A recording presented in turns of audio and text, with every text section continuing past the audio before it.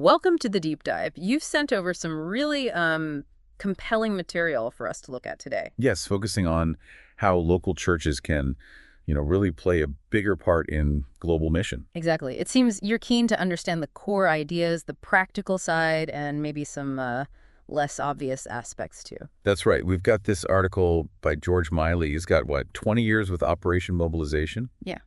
and founded the Antioch Network. Yeah, so definitely brings a lot of experience, a real boots-on-the-ground feel to his perspective. And then there's also the thinking of Larry Walker. He worked with pioneers, what became pioneers, and developed this really insightful idea he calls church whispering. Okay, fascinating. So this gives us a great chance to really dig in. Our aim here is to get our heads around the unique power local churches might have for, well, global outreach. How they can be more than just, say, financial backers, how they can actually be sending forces church planters themselves. Right. You flagged some really interesting points here about these faith communities potentially becoming like dynamic centers for mission work worldwide. And Miley kicks things off with a pretty bold statement, doesn't he? That God is sort of unleashing this potential in local churches right now in new ways. He really emphasizes that world evangelization isn't just for the big mission agencies. No, he argues it needs everyone, the whole range of gifts and skills you find in any church. It's a call for basically every member to get involved somehow. Okay, let's unpack that a bit. It's not just finding willing people, it's seeing the whole congregation as a resource. Exactly. And he gives some great examples of how, everyday skills can directly apply to mission work. Like what specifically? Well, think about administration. Someone good at organizing, crucial for managing projects, making sure resources aren't wasted. Makes sense. Or people with discernment that's invaluable Yeah. for figuring out tricky cultural situations, making wise choices. Shepherding gifts for caring for people on the field. Even like entrepreneurial skills, he suggests. Those can be used to start kingdom-focused businesses. So using people's actual jobs and expertise as a way in. Yeah, their vocational skills can open doors, get them into places maybe traditional missionaries couldn't reach.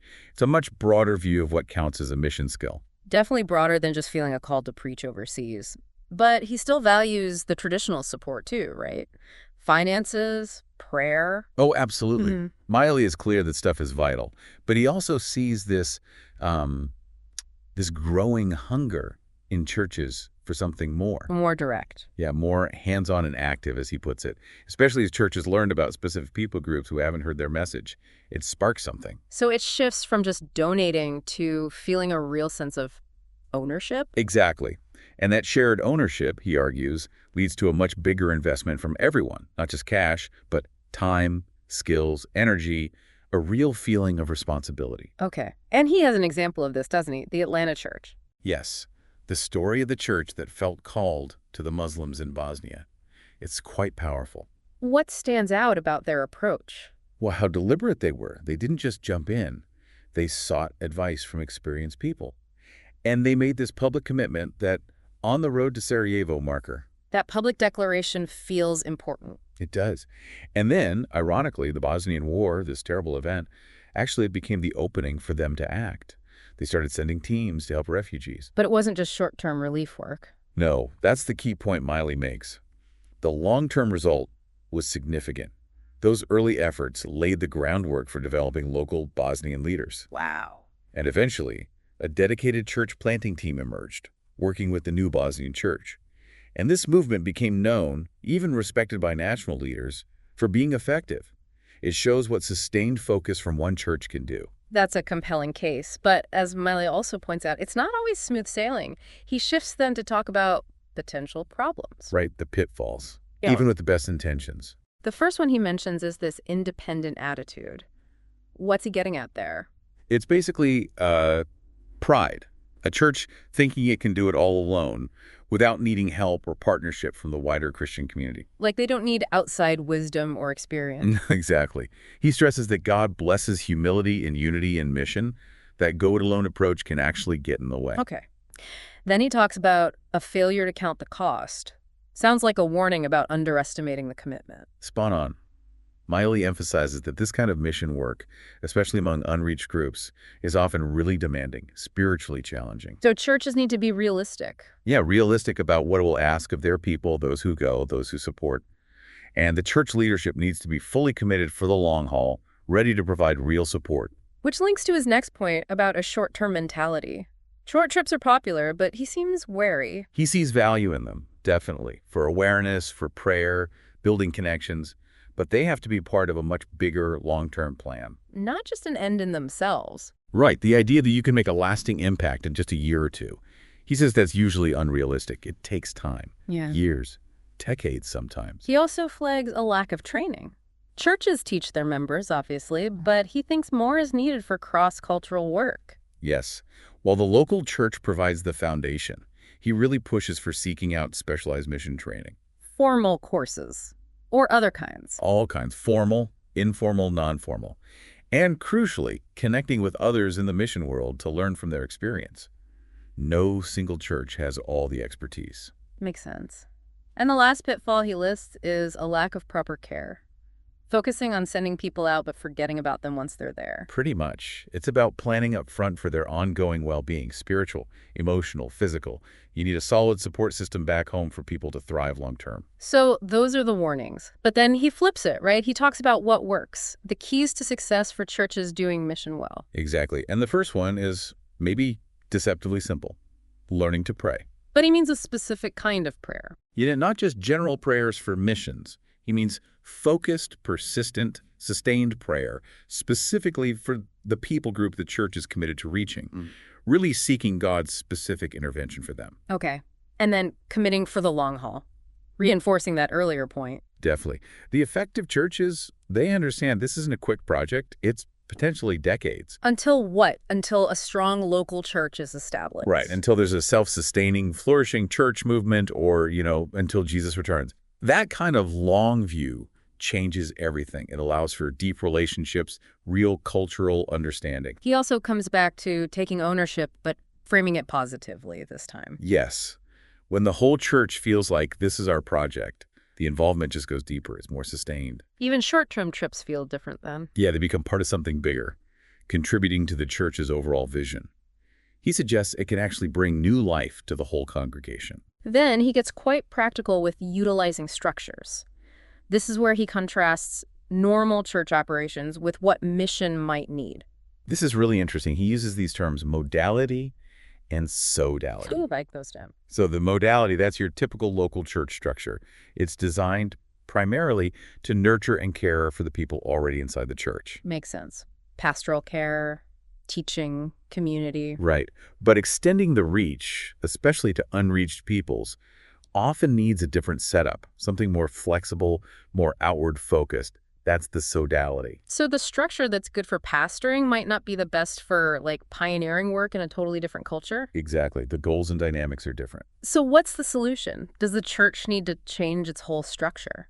Not necessarily. Yeah. Miley suggests two main options. One is the church intentionally creates a separate mission structure, a sodality that comes from the church but operates with more flexibility. Okay. Like a dedicated mission arm. Sort of. Or the other path is to build strong partnerships with existing mission agencies that already have the structures and experience for that kind of work. And he gave that example, didn't he? The Indiana church. Yeah, forming a separate nonprofit, a 501c3, specifically for reaching a Muslim group. They brought in church leaders, a business person, people with mission experience. That's a sodality in action. That makes it very concrete. And he also notes that good partnerships between churches and agencies are becoming more common and effective. The key is communication and sharing responsibility. It leverages the strengths of both. Okay, so that covers Miley's framework, the potential, the pitfalls, the strategies, really practical stuff.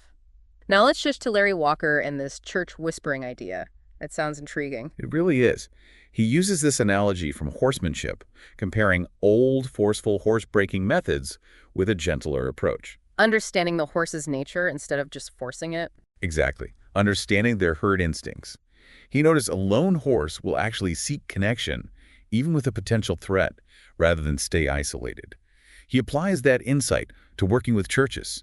So instead of pushing or maybe criticizing a church for not doing enough mission work, the church whisperer tries to understand the church's own unique culture, its personality, and work with that nature, gently guiding it towards its mission potential. there's that quote you mentioned Miley uses from Walker. We mobilize the church for mission by honoring her, wooing her gently. And giving her time to process our advances and arrive at her own conclusions. It's about respecting the church's journey. And that last line is powerful. She is his bride, not ours. It really sets the tone, doesn't it? Walker points out churches often get a lot of criticism from outside. What works better is respect, taking time, building real relationships. And he has some practical tips for this wooing. Yeah, pretty straightforward but profound things, like prioritize the relationship itself. Be positive, avoid constant criticism. Focus on influence, not control. Right. Lead by example, model the change you hope to see. And learn from what is working, both inside that church and in other ministries. But adapt, don't just copy. Crucially, yes. What works in one church might need tweaking for another. You have to tailor it. And always remembering that principle of honor, she is his bride, not ours. It brings a vital relational dimension, doesn't it? It complements Miley's strategic points really well. Miley gives the what and the strategic how, while Walker sheds light on the relational how to actually engage these communities effectively. Yeah, it's about getting the strategy right, but also approaching it with wisdom and respect for the church itself. Understanding its unique dynamics, honoring its identity, letting it own the mission authentically. So pulling it all together then, we see this huge, maybe often overlooked potential in local churches. They can be real engines for global mission. Moving way beyond just writing checks to actively sending their own people using their diverse skills. But it needs that strategic focus, like on a specific people group. It needs a long-term view, a commitment to learn and adapt. And being really aware of those pitfalls. The pride, the short-term thinking, lack of training, poor member care. And woven through it all is this wisdom from church whispering, that honoring the church, respecting its journey, gently guiding it, that's often the most fruitful path. Right. Every single local church, with its own unique mix of people and gifts, really does have something valuable to offer to this bigger picture. You know, thinking about all this, the strategy, the challenges, but also that deep relational wisdom, it makes you wonder, doesn't it? How so? Well, how might these same principles apply outside of a church context? How could any community mobilize its members toward a big shared goal using similar ideas? That's a fascinating thought. And thinking about that Bosnia example and the whole church whispering approach, Yeah. maybe it also makes us ask, what hidden opportunities for connection and influence do we miss in our own lives? Maybe because we're not approaching them with that same kind of relational wisdom. Really interesting questions to ponder. Well, thank you for sharing these sources with us. It's been a really insightful deep dive.